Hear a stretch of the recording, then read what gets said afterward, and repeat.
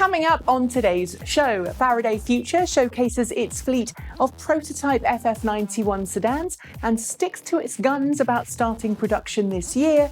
Tesla confirms it halted Model 3 production temporarily last month to improve production line process, and Model 3 customers and those Model S and Model X customers without free supercharging have been hit with a price rise for supercharging from Tesla.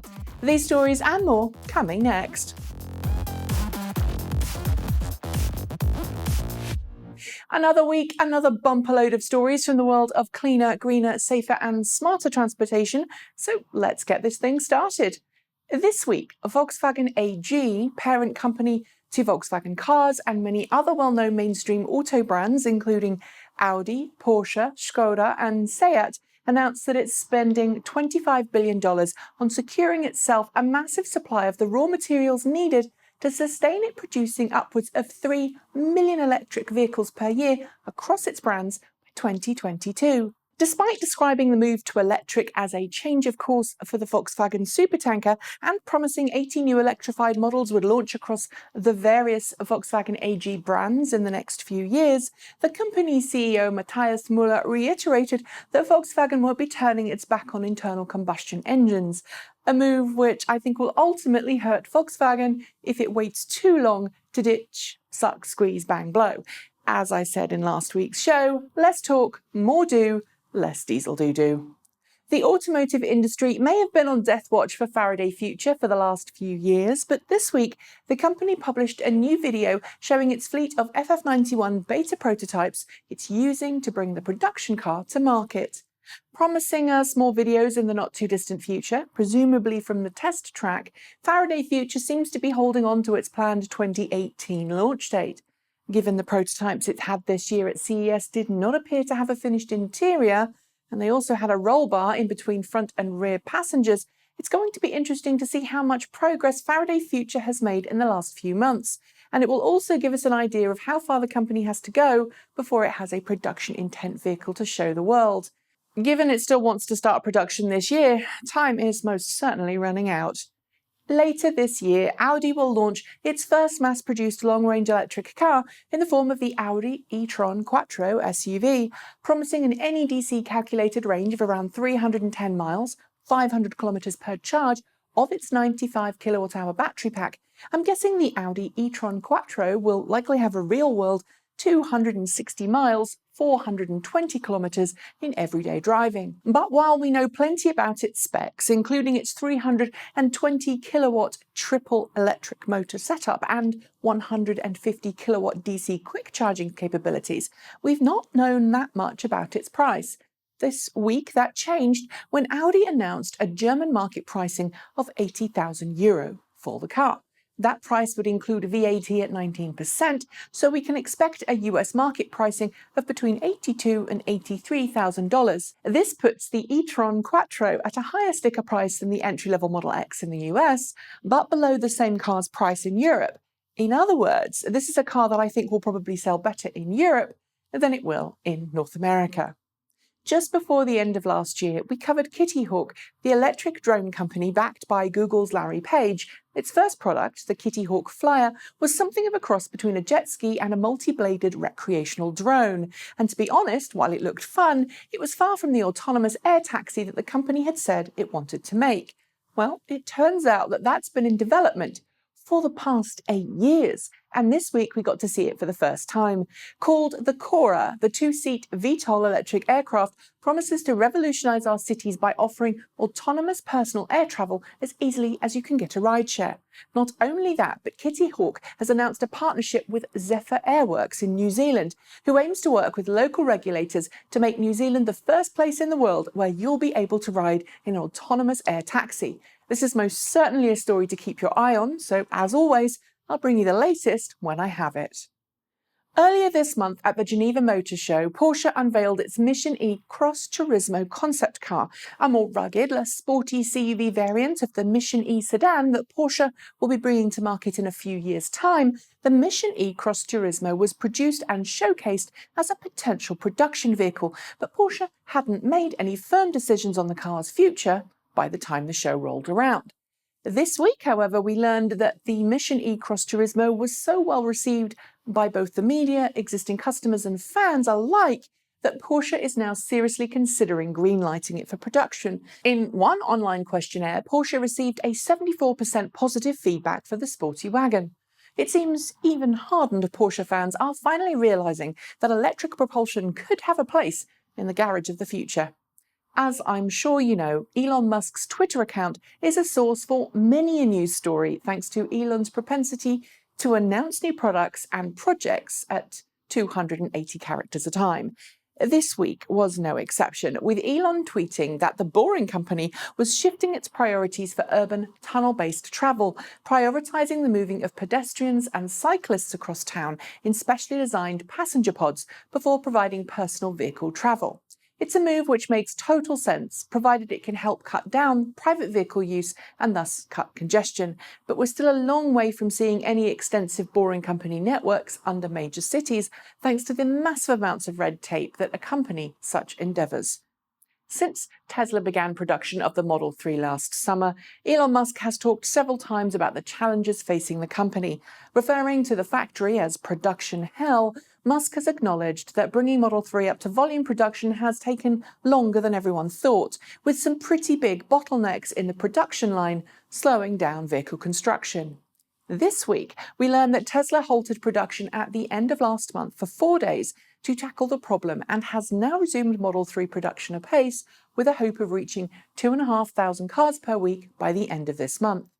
At the same time, however, CNBC published a story this week citing Tesla employees who claim there's a high ratio of flawed parts being produced for vehicles, parts which ultimately have to be shipped back to remanufacturing facilities rather than get fixed on the line. Tesla denies this. On this channel, we generally focus on covering cleaner, greener transportation that you'll be able to buy or use, but the potential for electric vehicles in industries you probably won't ever have contact with are just as important.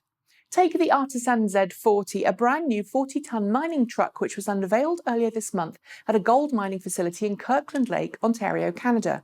Far smaller than a comparable diesel-engined 40-ton mining truck and producing more torque too, the Z40 features an automated swappable battery pack to ensure downtime is kept to a minimum. With no rumbling engine, it's also a lot nicer to drive and could help revolutionise the mining industry for good. I should also note here that Artisan Vehicles, the company behind the Z40, also produces an all-electric 2-yard, 4-ton load-haul dump mining vehicle, so expect more news from this company in the future. At its launch, Tesla's massive supercharger network, which makes it possible for Tesla owners to mostly drive long distances without any range anxiety, was free to use for Tesla customers with supercharger-enabled cars. More recently, however, Tesla's changed its supercharger policy, giving new Tesla Model S and Model X customers 400 kilowatt-hours of free electricity at a supercharger station every year and asking them to pay for any excess use over that. And while you can still get unlimited free supercharger access for life if you order a Model S or Model X through Tesla's customer referral program, Tesla has made it clear from the start that Model 3 customers will have to pay to use the supercharger network. Prices to use the network for non-free-for-life customers depend on where you live and what the local regulations are on reselling electricity. But this week, Tesla implemented a sweeping price increase on all supercharger sites. How much the increase is depends on where you live, but in my neighbouring state of Washington, the price to use a supercharger has risen from 11 cents per kilowatt-hour to 25 cents per kilowatt-hour, far above the actual cost of electricity in the state. So if you're a Model 3 customer in the Pacific Northwest, just be aware that the cost to fill at a supercharger station has spiked by 127% of what it was. Over the past 6 months or so, I've been reporting on the various steps being taken by US legislators to make it easier for fully autonomous vehicles to enter into private use across the nation by setting up a national framework that the National Highway Traffic Safety Administration and other bodies can use to test, approve, and regulate autonomous vehicle use. That bill had been doing okay, but now it's stalled And there's a group of 5 Democratic senators who've written a letter to their colleagues stating that the exemptions from current safety standards proposed by the bill should be temporary and reviewable. They also state that the new bill should not affect current state or national traffic law. Additionally, the senators say the bill should at least require cars with partial autonomous capabilities to be subjected to safety evaluation reports after the crash of a Tesla allegedly operating in autopilot mode into a fire truck in California earlier this year. The bill has yet to head to the floor, but of course, I'll keep you posted of progress. Sticking with autonomous vehicles, GM has confirmed this week that it will be investing $100 million into beginning series production of the 4th generation Cruise AV autonomous Chevrolet Bolt EV.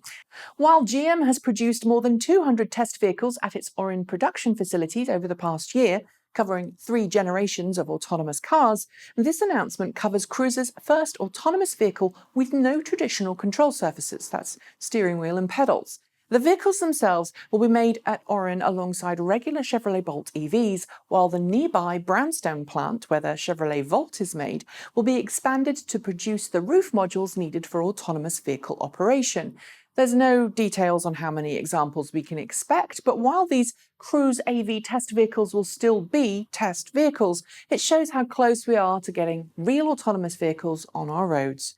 At some point soon, Tesla and Nissan and General Motors will hit the 200,000th vehicle limit set under the current federal tax incentives for electric vehicles. When each automaker sells its 200,000th EV, the tax credit customers can claim will start to ramp down, essentially making the most popular electric cars more expensive. More and more automakers and advocates are calling on the federal government to continue to offer tax breaks beyond the current limit.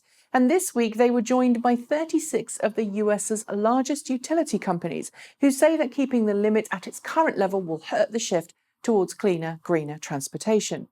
Of course, they do have a vested interest in this. After all, electricity companies get to sell more electricity when people are driving EVs. But it's good to see more and more people supporting the rollout of electric cars. Whether they will be listened to or not, however, that's anyone's guess. For as long as I can remember, Fiat CEO Sergio Marchionne has been vocally dismissive of electric cars, moaning about the amount of money they cost to produce and how much money his company is losing on every plug-in car they make.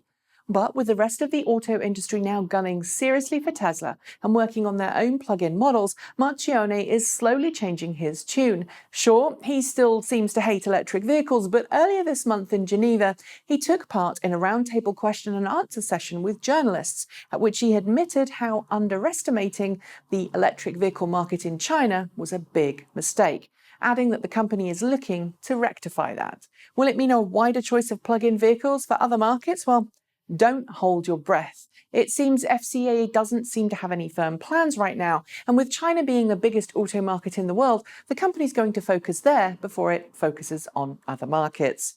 And finally, when it comes to electric car customization, most of us stop at applying tints to the windows, tweaking the sound system, putting on some nice new wheels, or perhaps even some improved suspension.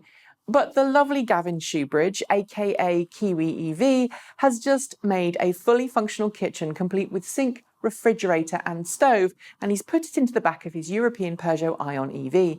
Gav, a Kiwi native who now lives in Slovakia, has not only made the kitchen great for camping adventures over the summer, but says it can easily be removed when he needs more load-carrying capabilities.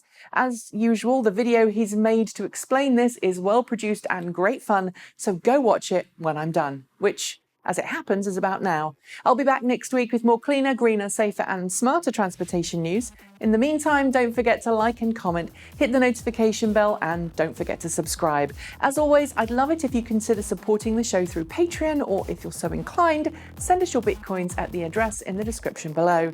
I'll be back soon with more awesome news, so all that's left for me to do is to wish you a great weekend. Thanks for watching and, as always, keep evolving.